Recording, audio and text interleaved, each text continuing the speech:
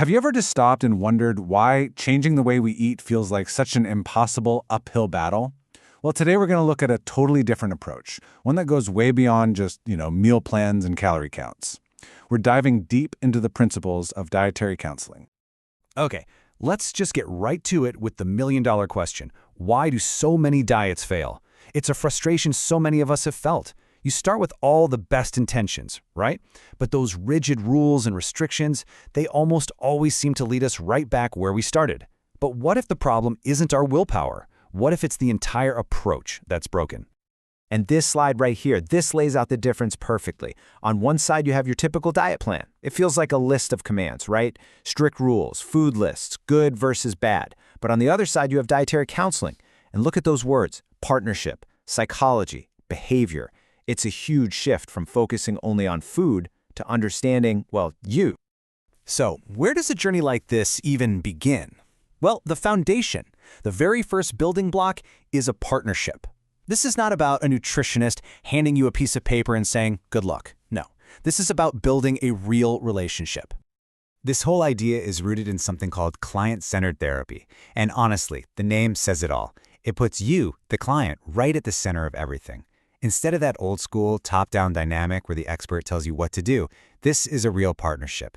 The entire goal is to empower you to make your own decisions, because at the end of the day, who's most responsible for your change? You are. And this is why that partnership is so crucial, because one size just does not fit all. Think about it like this: the counselor is your guide, and you're the traveler. A good guide doesn't just hand everyone the same generic map. First, they have to understand who they're guiding. Are you open and accepting, more of an independent spirit? Maybe you're even a little skeptical or critical.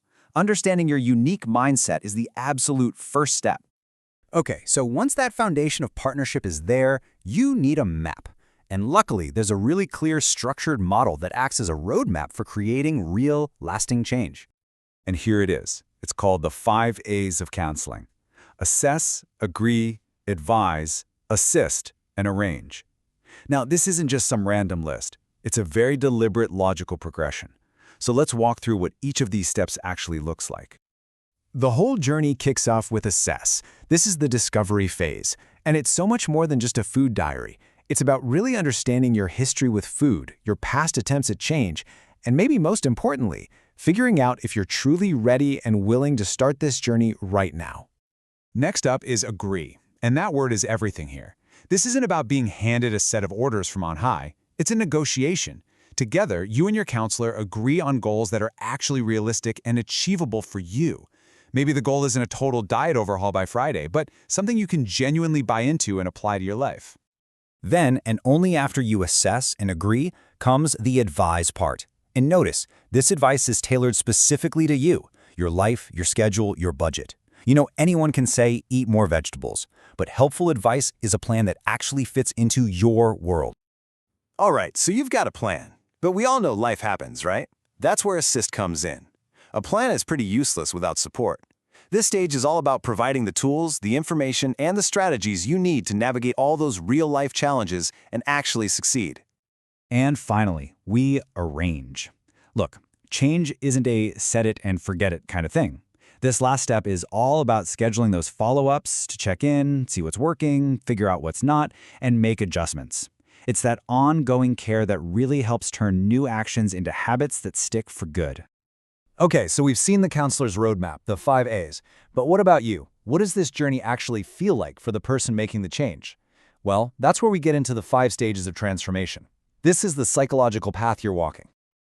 This timeline is so powerful because it shows that change is a process, not an event. You don't just wake up one day and decide to do everything differently. You might start out not even thinking about it. Then the idea starts to take root. Then you prepare, you take action, and finally you work to maintain it. Figuring out which stage you're in is absolutely key. And this is where it all clicks into place. The counselor's strategy literally adapts to your personal stage. See, if you're not even considering a change, the approach isn't to push you. It's gentle education. But if you're ready for action, it's all about setting those specific goals. The support you get evolves as you evolve.